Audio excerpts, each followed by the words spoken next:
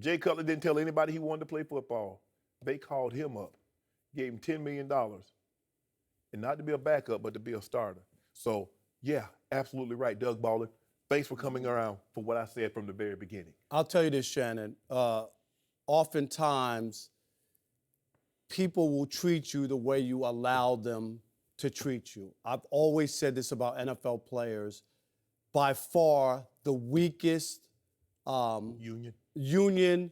They're not committed to each other. This is why they've been run over forever by the owners and why this happens. True. So I blame the players for not being willing. And I get it. You know, guys are so afraid and they make you so that you can be replaced. 3 years, non-guaranteed and all contract. that, and non-guaranteed, and I get it. And they don't have, but they've allowed this to happen to themselves. They've allowed this to happen, even in this case, with Colin Kaepernick, because there could have been a situation at some other point, but guys are so afraid to really hurt the owners where it matters most, which is pocketbook. They always say, well, they're rich and they don't care and they'll sit out and they don't. No. They're in business for a reason, and it's about money. So Kaepernick is here because the owners know the players are weak and won't do anything about it. And this is where we are. I think this is like one of the worst things. And not that Kaepernick deserves this or a job, or just from the idea of a guy who hasn't done anything wrong other than that's the part. The other guys who took part in the protest, they're working. It can't be that. Stop it with fans don't want to buy tickets. No, they're looking at him. He was the face of it, and we're going to punish you. And we're going to tell you, and you're right. All the other guys in the league, just look at what happened. You better not step out of line. The next time you do that, we'll do the same thing to you. And it bothers me the most that Stephen Ross, and I'm going to call him out for this. Stephen Ross was the guy who, when his players did it, was in the locker room and said, I support my guys. They have a right to do it. The only one I know who did that. The only one. Michigan guy, right? Ann Arbor, the whole 9 yards, Stephen Ross. And when push came to shove and the moment stood up for him to stand out and be different from those other guys, you know what he did? He swung and missed. He passed. And that stuff that Stephen Ross said a year ago means nothing to me now, because the real opportunity would have been for Stephen Ross at this moment to say, not only did I support what my guys did at that time, we need a quarterback. I'd gladly take Colin Kaepernick because he's the best guy available, best guy out there. And that protest stuff doesn't mean anything to me.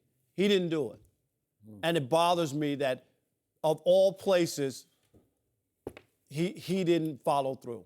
I don't want to dwell on this, but as we talked about at the top of the show, Colin did wear a T-shirt back in the preseason with Malcolm X and Fidel Castro on it, and you could argue that he burned his bridge in Miami with remarks he then made subsequently in November on a conference call to Miami reporters that they found offensive and uninformed about the murderous tyranny and the Castro dictatorship in Cuba and the Cuban exiles in Miami. So you can argue that was the problem there, and it just became, like, ironically unfortunate, where here's an owner who would have supported, but maybe he was caught rock and hard place between supporting and having to protect the feelings of the Cuban exiles in Miami. So that's an issue there. Look, what both you guys say, could be operating. I'd like to think we're a little more enlightened in 2017 than NFL owners, and I know we're stereotyping the whole group of them, at least 31 of them. We'll leave Steve Ross out of this. But this whole idea of stay in your lane, boy, that whole thing, is it really going on? It could be. You just could be right about it, because it's starting to look worse and worse. I also think it's somewhere in between that and threatening the bottom line, the revenue stream, because so many fans have threatened to pull season tickets or potentially not buy the products that you're I just don't believe it, Skip. I know that's the whatever. Okay. I just don't believe it. So now I'm back to your point. And I said this on Friday. I'm going to say it again. So now we have another outspoken, strong-willed, smart, yeah, he's a Stanford guy, right? Stanford, yep. Stanford guy. He So insurance. we've had 2 Stanford guys speak out over the last few days here saying the same thing. Right. A message is being sent. And I send them back the message, where were you when you had your chance? Because Kaepernick was brought in for a visit. I don't know why he didn't work out, but he just talked, right? Correct. For a long time. He talked Long to time, Pete yep. Carroll and the GM. I don't know who else. I don't know if the owner participated. But for some reason, after it looked like this was the perfect fit for Colin Kaepernick, where the locker room is saying, please, we will embrace all things Colin Kaepernick. Right.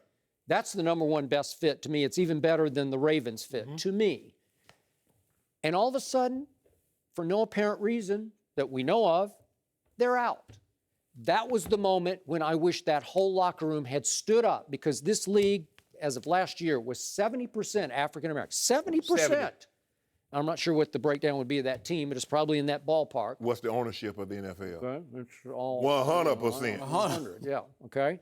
But I believe the Seahawks are strong-willed enough and gutsy enough, if they had stood up as one and said, we boycott. We will not play football until Colin Kaepernick is signed because we clearly need him. What would have happened?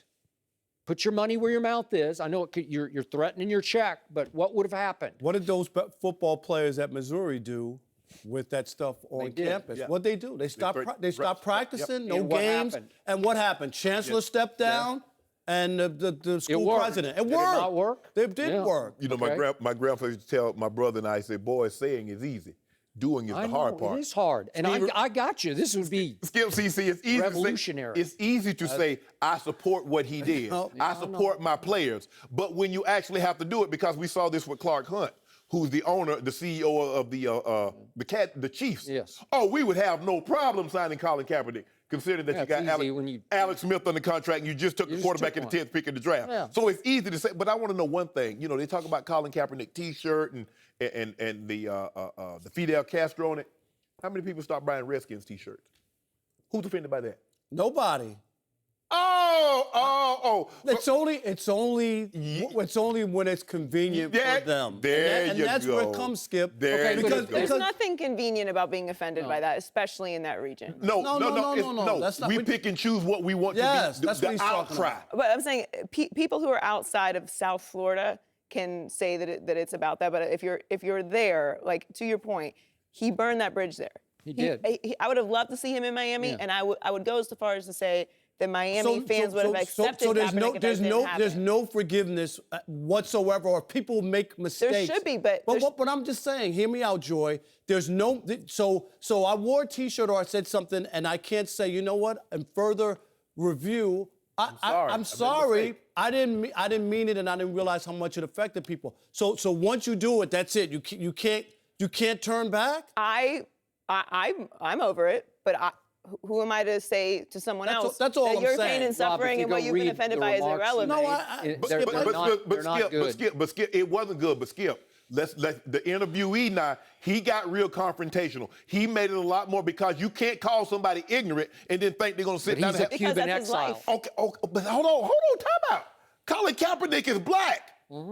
That's his life too. These people. Hold on, Joey, in South Florida, do you remember the guy that had his hands up, laying on his back, and he still got shot? We get it. Absolutely. No doubt. Absolutely. And that's my thing, Skip. But I'm just saying, I can't. My father is black. My grandfather is black. Yeah. My brothers are black. I am a mixed woman. I'm biracial. I understand this. I'm not going to tell a Cuban exile how he should feel. I'm not going to do it. No, We're not telling them how to feel. But they quick to tell us how we should feel.